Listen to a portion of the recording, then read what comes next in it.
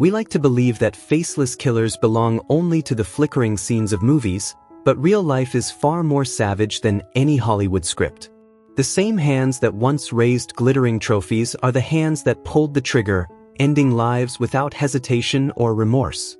Beneath the tailored suits, the bright stage lights, and those camera-ready smiles lies a chilling truth history tried to bury.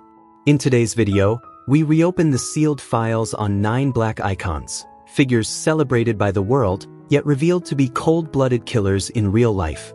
Do you have the nerve to confront the reality that some of the legends you once applauded were, in fact, the predators who spread fear through the city's darkest streets? Bumpy Johnson.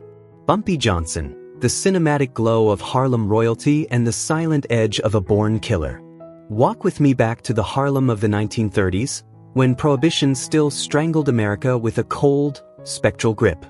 On 135th Street stood a speakeasy known as the Silver Shadow, a place far more dangerous than it appeared. It wasn't merely a refuge for jazz-drenched souls escaping the law. It was a crucible where desperation, ambition, and violence fused into something lethal. In that suffocating decade, the Silver Shadow was an unspoken battlefield. Power was negotiated not with words, but with blood. Even today, elderly women in Harlem still whisper about one October night in 1932, their voices trembling with reverence stained by fear. History books reduce it to a turf dispute between Jewish mob boss Dutch Schultz and Harlem's reigning queen, Stephanie Sinclair. But the truth, raw, brutal, and unforgettable, lives on through one witness, Samuel Higgins, a veteran piano man. Samuel was young then, his long fingers gliding across ivory keys, when he saw it all reflected in a yellowed mirror behind the bar, cracked like an old scar. He later said the jazz lost its rhythm that night, not because the band missed a note, but because the air itself grew heavy as the oak doors groaned open. Bumpy Johnson entered. There was no announcement, no noise, no spectacle. Dressed in a flawless black silk suit, he carried the terrifying calm of a king moving through ghosts. Across the room, lounging arrogantly in tobacco smoke with a glass of rye, sat Vinny, the vulture Moretti, Dutch Schultz's most feared enforcer, infamous for his sadistic efficiency. This wasn't just gang rivalry. It was a collision of philosophies, reckless invasion versus silent guardianship. Vinny believed Schultz's empire made him untouchable in Harlem. He was still laughing, smoke curling from his lips as Bumpy drew near. There was no gunshot to alert the police. No scream to cut through the gin-soaked revelry. Bumpy moved like midnight itself, eyes cold and steady. When he stopped beside Vinny, his wrist flicked, fast, precise, invisible. A Swiss steel switchblade kissed Vinny's throat with surgical perfection. The sound was barely there, a soft hiss, like a page torn from an old book. Samuel swore that before the blood could spill, before warmth could abandon the body, Bumpy had already produced a white silk handkerchief embroidered with the initials BJ. As Vinny collapsed onto the floorboards and the crowd froze in horror, Bumpy never looked back. He calmly bent down and wiped a single bead of blood from the toe of his polished alligator shoe, an act of ritual, of utter contempt. Before dissolving into the shadows of 135th Street, he spoke words that would haunt every outsider who followed. "I don't need a reason to kill you. I only need an opportunity." It wasn't just a threat. It was doctrine. A manifesto from a man who believed violence was a sacred instrument for preserving order in a chaotic Harlem. Newspapers dismissed the incident as a drunken brawl in a blind pig. But for Samuel Higgins, it was a revelation, clear, terrifying, and unforgettable. How does a man quote Shakespeare by day, yet wield a blade without hesitation by night? Is it contradiction, or simply the cold, intellectual logic of a killer who believed he was civilization's last line of defense? Donnie Andrews. Donnie Andrews, the man born of screens yet forged in blood, the living shadow of West Baltimore's burning barrels. When the reaper is already standing in front of you, begging for life is pointless. Pray for your soul instead. Because the moment I step into your line of sight, that body already belongs to the unmarked graves of West Baltimore. I hunt only one thing: the jagged rattle of a final breath slipping from the lungs of men who once believed they were untouchable. Those words were not the invention of Hollywood writers chasing shock value. They were a confession, a manifesto spoken by a real assassin before the darkness fully claimed the city's soul. Baltimore in the 1980s was no place for dreams. It was an exposed war zone, stripped bare by the heroin epidemic, where the wail of police sirens served as the soundtrack to a generation collapsing in real time. In the shadows of the Lafayette Courts housing projects, Donnie Andrews moved like a predatory ghost, a man who turned fear into a disciplined craft. Long before audiences recognized him from the iconic series The Wire, Donnie was a contract killer with elite precision, specializing in robbing and erasing the most dangerous drug kingpins in the city. His education didn't come from acting classes or rehearsal stages, but from the cold patience of a gun barrel, always ready in the unlit corners of West Baltimore. His instincts were carved out of sleepless nights stalking prey through crumbling brick corridors, places where death's breath forever brushed the necks of the lost. On a brine-heavy December night in 1986, Gold Street felt unnaturally still, thick with a silence that warned of blood yet to spill. Hattie Mae Jenkins, a woman who swept her porch each night as if trying to cleanse the neighborhood's decay, became the lone witness to a quiet execution beneath the dying amber flicker of a street lamp. She saw Donnie emerge from behind an industrial dumpster, not loud, not reckless, not fueled by street bravado. He was calm, alone, a phantom built for a single task. His targets were Warren, Snooky, Miller, and a high-ranking enforcer, men who strangled the drug veins feeding the entire district. There was no exchange of words, no hesitation. Donnie fired point-blank with savage efficiency. The cracks of gunfire ripped through the cold Baltimore night, leaving bodies collapsed on the asphalt, steam rising from fresh blood into the frozen air. Then he was gone. So fast that Hattie Mae never found her scream. What truly sealed Donnie Andrews' legend came later, when police cornered him inside a sixth-floor apartment in one of the city's most decayed housing projects. As special task force weapons aimed at the door and megaphones demanded surrender, Donnie made a choice no scriptwriter would dare pitch.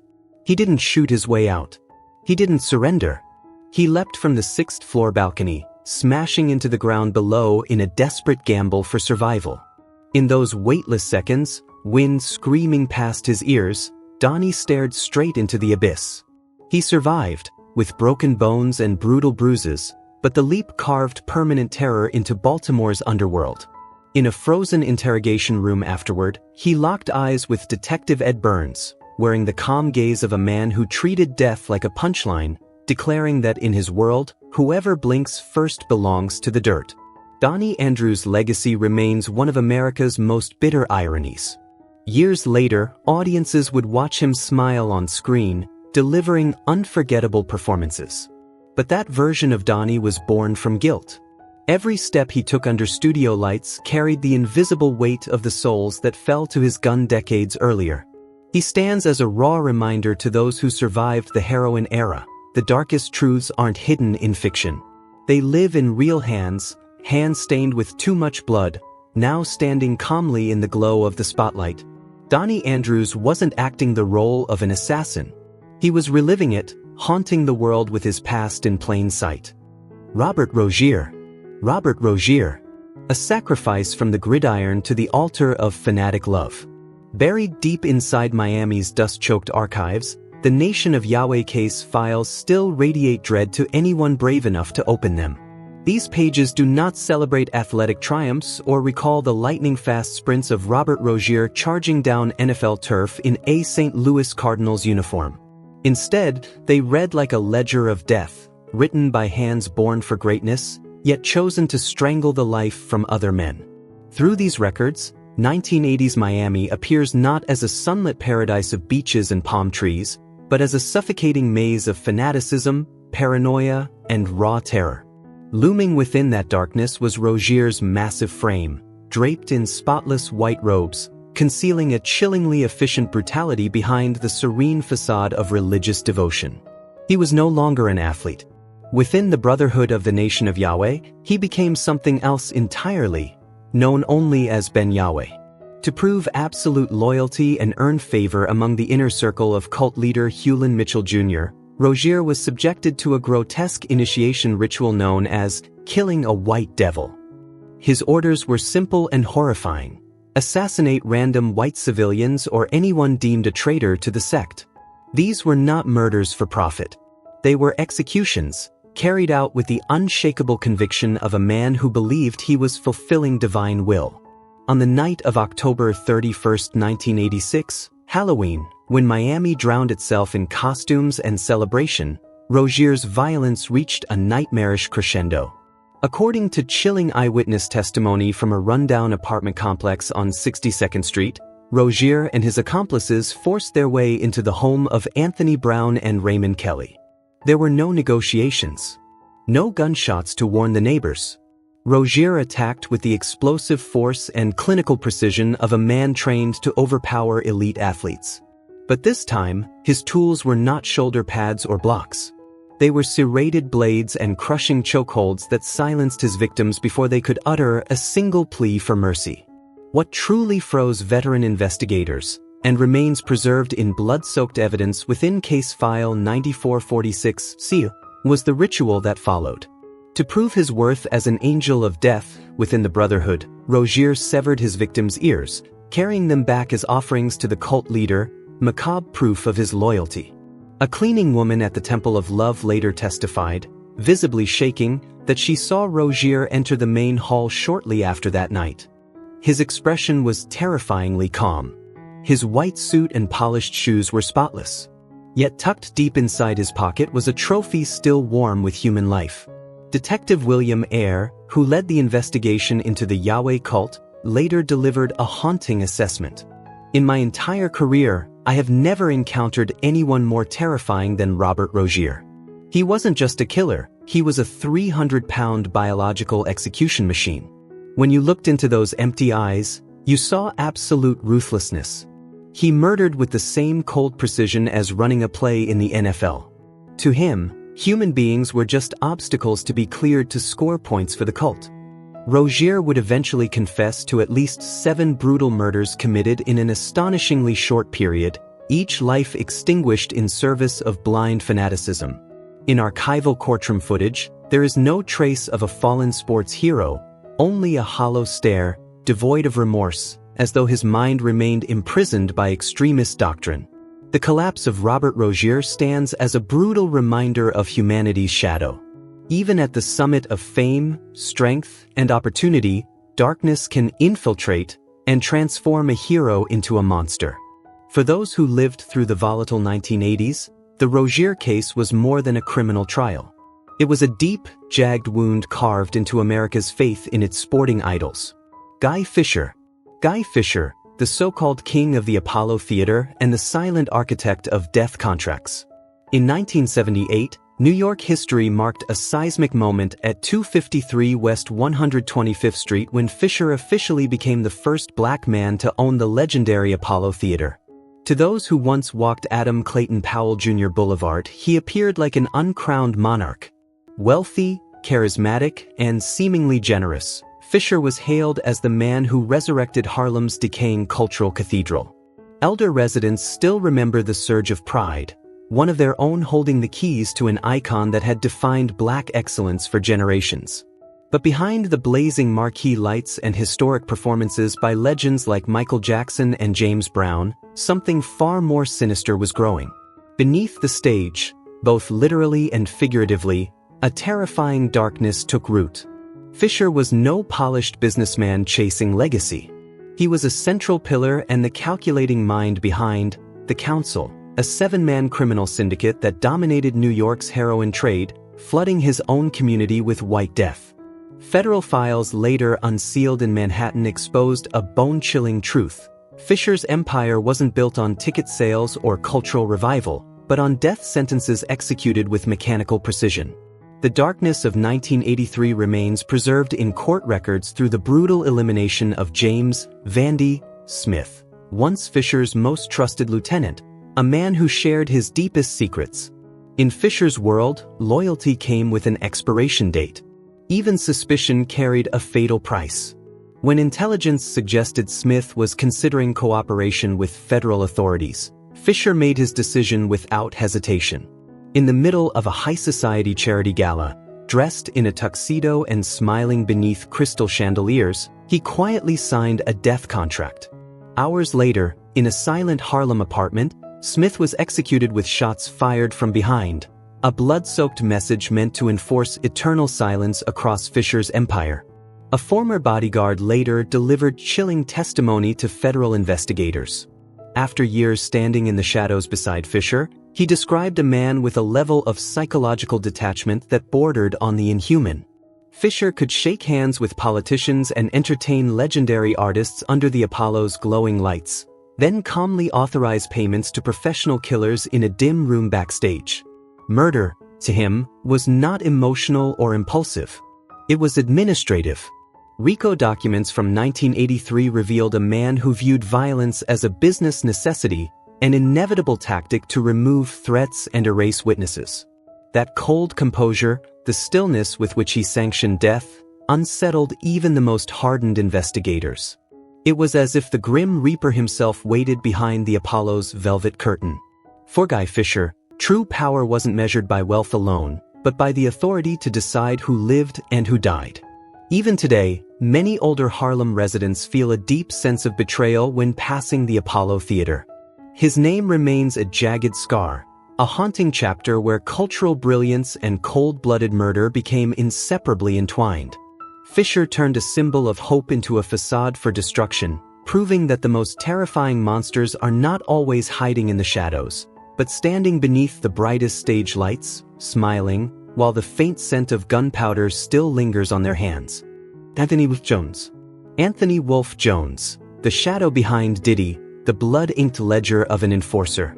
The 1990s in New York were more than a golden age of hip-hop driven by irresistible beats and cultural revolution. It was a city built on trapdoors, where the boundary between global superstardom and criminal power often vanished beneath the blinding flash of paparazzi cameras. Behind the tailored suits and radiant charisma of Sean "Diddy" Combs stood a figure few ever truly noticed: Anthony Wolfe Jones, silent, watchful, commanding. To the public, Jones was a celebrity bodyguard, the ultimate loyal protector, photographed beside the world's biggest music icons on glossy magazine covers. But to those who survived the violent inferno of the East Coast-West Coast War, the name Wolf carried a far darker meaning. He was the enforcer, the ghost behind untraceable cleanups. Almost no one suspected that the hands guiding superstars down glittering red carpets were the same hands fluent in the cold mechanics of a trigger deep in Manhattan's blackest corners. That illusion shattered in the early hours of December 27, 1999, at Club New York. What began as a champagne-soaked night of luxury detonated into chaos when a confrontation between Diddy's entourage and a street figure named Matthew "Scar" Allen erupted. In seconds, the nightclub transformed into a killing floor. Witness Natalia Rubin, who still carries bullet fragments embedded in her face, recalled a detail that chills the blood even now. When the first shots rang out and panic swallowed the room, Jones did not run. He stood frozen at the center of the storm, a steel monument amid screaming bodies. His face was empty, his eyes unblinking. Not fear, but focus. The look of a professional executing protocol, orchestrating a tactical withdrawal inside a massacre. This wasn't a guard fighting to survive. It was a man for whom death was simply part of the job. As a Lincoln Navigator tore down 8th Avenue, sirens screaming behind it, Jones remained terrifyingly calm. Inside that speeding vehicle, he erased the night. The 9mm pistol, capable of collapsing the entire bad boy empire, was launched out the window with surgical precision, discarded at a surveillance blind spot known only to veterans of the streets. This was no panic move. It was muscle memory. A rehearsed exit written into the mind of a man trained for blood-soaked operations. Behind them, 3 victims lay among shattered glass and spilled champagne, evidence of a party-turned execution. Jones hadn't just protected Diddy. He had protected the empire itself through silence, violence, and absolute control. But the streets always collect their debt. And the sentence is always written in blood. At 4 a.m. on November 11, 2003, fate found Wolfe Jones in a freezing Atlanta parking lot outside Club Chaos. Investigators described it as a textbook execution. The moment he stepped outside, gunfire erupted. 12 shell casings littered the pavement. Bullets tore into his chest and head, the unmistakable signature of a contract kill. Jones collapsed on cold asphalt, stripped of any chance to fight back, denied even the opportunity to disappear as he had so many times before. It was the inevitable end for a man who lived by the gun, and died by it, leaving behind a legacy soaked in darkness. When news of the Atlanta killing reached New York, Sean "Diddy" Combs released a statement heavy with grief and bitterness. "Wolf wasn't just the man standing next to me for the cameras. He was the only one I trusted to walk into the shadows where light never reaches. Losing him wasn't losing a friend, it was losing the iron wall that kept this empire alive. There will never be another Wolf brave enough to walk through hell in my place." Reggie Gross. Reggie Gross. From the honor of the boxing ring to the role of a boss's hired gun in Baltimore. On the night of June 13, 1986, the air inside the Glens Falls Civic Center in New York felt tight enough to suffocate. The crowd sat frozen beneath blistering, high-intensity lights, the heat pressing down as hard as the moment itself. In the center of it all stood Reggie Gross, muscles carved like stone, Baltimore's heavyweight pride, staring across the ring at destiny in the form of Iron Mike Tyson. Gross was more than a fighter. He was a symbol of hope, a man carrying his community's dreams of championship gold on his broad shoulders. Then Tyson's devastating left hook landed. And with it, everything ended. The roar vanished into stunned silence, and Gross's life collapsed into a darkness far deeper than a simple knockout. The bright promise of Glens Falls evaporated instantly, replaced by the cold, crime-soaked streets of late 1980s Baltimore. As his boxing career disintegrated and debt tightened around him like a hangman's rope, the fists once trained for titles found a new purpose, clutching 9mm pistols and .357 magnums. Gross crossed a line few ever returned from. He entered the drug empire of Warren Blay, one of the most feared syndicates to dominate Baltimore's underworld. Inside that shadow world, Reggie Gross reinvented himself as a contract killer, efficient, detached, and terrifyingly professional. Killing, to him, was just another knockout. Police records later revealed he accepted death contracts for as little as $2,000 to $5,000 per life. Blood money replaced prize money, and the hands of a fallen sports hero became the tools of execution. The full horror emerged under the harsh fluorescent lights of a 1989 federal courtroom. Prosecutors peeled back investigative files like pages from a nightmare, exposing Gross's role in a string of brutal assassinations. What shocked the room was not rage or madness, but calm. Murder was simply business, a task requiring the same discipline and focus he once applied in the ring. Witnesses shuddered at his composure. Even while preparing for violent hits, Gross casually discussed boxing strategies, even reanalyzing his bout with Tyson, as if nothing else existed. During one interrogation, when asked what he felt at the moment he pulled the trigger, Gross locked eyes with the investigator and delivered a line so cold it froze the room. "The crack of a gunshot and the ring of the opening bell are the same to me. Both mean the game has started. The only difference is, in a dark alley, there's no referee to count to 10. No one helps you back up. Your life is cheaper than the gloves I threw away after a fight." That chilling confession stripped away the last illusion. Reggie Gross was no longer a fallen athlete. He was a professional executioner. A man who turned hell into his boxing ring and human lives into debts to be settled. The contrast between the purity of sport and the dead-eyed calm of a hitman sealed his legacy as one of the most haunting figures in Baltimore's criminal history.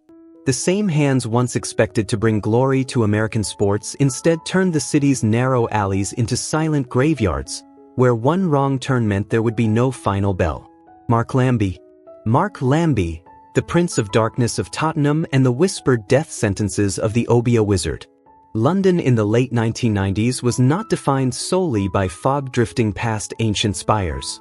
Beneath the gray concrete towers lay festering pockets of violence, nowhere darker than Tottenham. At the Broadwater Farm Estate, a heavy shadow ruled the northern underworld.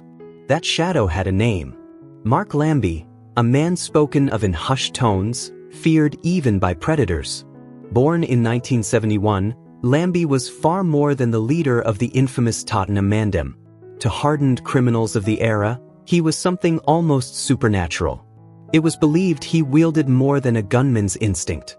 Rumors claimed he commanded Obia, Caribbean sorcery capable of killing from afar. His silent presence drifting through narrow, dimly lit corridors felt less human than spectral, a phantom who could decide a man's fate with a single gesture or whispered curse. Those under Lambie's command did not merely follow him, they worshipped him. Loyal to the point of fanaticism, they believed he had traded his soul to darkness in exchange for immunity from bullets and blades. For Lambie, murder was not simply strategy. It was ritual. Each assassination was a sacrament meant to cement his dark dynasty. In one rare moment of defiance, he left behind words that still echo through London's criminal history. "The police have guns, but I have the darkness. Guns run out of bullets. Darkness is infinite." The statement revealed more than bravado. It exposed a mind where violence was elevated into an art of fear and domination. At the Old Bailey in 2002, victim Gregory Smith described the nightmare of April 2001. Lured to an isolated apartment, Smith found Lambie seated motionless, eyes cold and empty. Lambie never spoke, never reacted, as his men tortured Smith for hours with boiling water and red-hot irons. The screams meant nothing. His silence shattered the victim long before the pain did. Detective John Cole of Operation Trident, who spent years hunting Lambie, called him the most dangerous adversary the force had ever faced. Forensic records still bear the twisted burn scars across Smith's body, brutal testimony to Lambie's cruelty. Years earlier, Lambie's acquittal in the 1985 murder of police officer Keith Blakelock, when he was only 14, wrapped him in an aura of invincibility. The underworld came to believe death itself protected him. Though his 12-year sentence eventually stilled his hand, the Prince of Darkness never truly vanished. His legend still lingers in shadowed alleyways, a dealer of death who fused the cold precision of an assassin with unrestrained fanaticism. James Rosemond. James Rosemond, the architect of murder hidden behind million-dollar white-collar contracts. Known to New York's music elite as Jimmy Henchman, Rosemond didn't rely on brute force or street violence. He operated like a corporate executioner, applying the cold logic of an executive to the business of death. From glass-walled Manhattan offices, where he once orchestrated careers for stars like The Game and Mike Tyson, he quietly built a shadow empire that turned cocaine into a currency for killing. Rosemond's descent into lethal calculation wasn't sparked by a power grab or territorial ambition. It was ignited by raw, personal fury. On March 20, 2007, his 14-year-old son was violently assaulted by Lodell Fletcher, an enforcer tied to the rival G-Unit circle. That moment did more than bruise the pride of a powerful SEAL. It awakened something far darker, the mindset of a man who came to see murder as a justified line item in a blood-soaked management strategy. Rosemond never stalked alleyways or pulled triggers himself. He stayed clean. Instead, he weaponized his infrastructure. Drug shipments concealed within music equipment transports became payment for death. According to Brooklyn federal court records, a chilling deal was struck in September 2009. Rosemond paid $30,000, not in cash, but with a full kilogram of pure cocaine, to a hit squad in exchange for Fletcher's life. It was a grotesque innovation, confirming how completely Rosemond had fused his criminal enterprise with calculated assassination. Just before dawn on September 23, 2009, that script reached its violent finale on a deserted Mount Vernon street in the Bronx. Fletcher, free from prison for less than 2 weeks, had no idea he was walking into an ambush. Beneath flickering streetlights and the cold New York night, gunfire shattered the silence. His life ended instantly. What stunned investigators most wasn't just the murder, it was Rosemond's detachment. Witness Brian McLeod later testified that as the bullets flew, Rosemond casually continued recording sessions, discussing lucrative music deals as if the killing he had ordered was nothing more than a routine task crossed off a checklist. The mask finally slipped when federal agents cracked open the books of Czar Entertainment. Behind the title of elite music manager stood a man signing death warrants with bricks of cocaine. At Roseman's 2014 trial, a former employee recalled his chilling ultimatum: "You committed the ultimate sin, the life of my son. So I'll use the very poison that built my throne to send you to the grave." The fall of Jimmy Henchman sent shockwaves through the entertainment world. It exposed a terrifying truth: that the same hand capable of signing million-dollar contracts could also authorize murder, blending fame, power, and blood into one ruthless ledger. King Von. King Von, the undisputed drill king of Chicago, turned blood-soaked indictments into music that climbed the charts.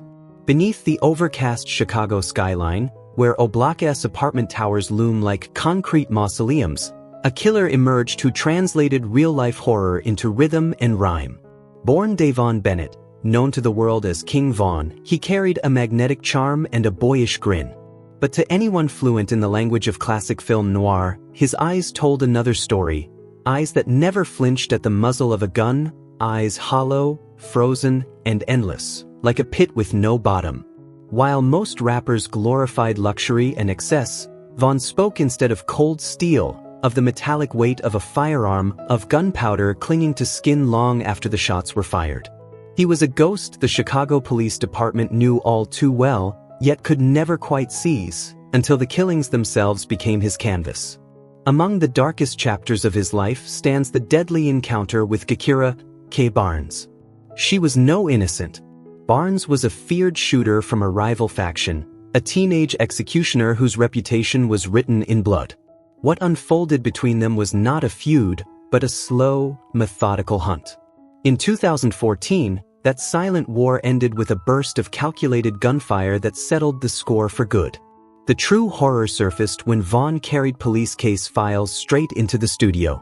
In tracks like Wait and Crazy Story, there were no metaphors, no smoke screens. He described stalking his target in the dead of night, the pounding in his chest, the unnerving calm as his fingers tightened around the trigger. His lyrics contained details only the shooter would know: the color of the victim's clothes, the caliber of the bullet, the final, desperate pleas whispered seconds before death. Later, CPD records would confirm what listeners never imagined. Beneath the catchy hooks lay real names, real bodies, real graves. One of those names was Modell McCaskill, a young man Von killed in 2012. In the song War, he delivers a line that now chills to the bone: "I'm riding to find Modell. He can't run from this gun." It wasn't bravado.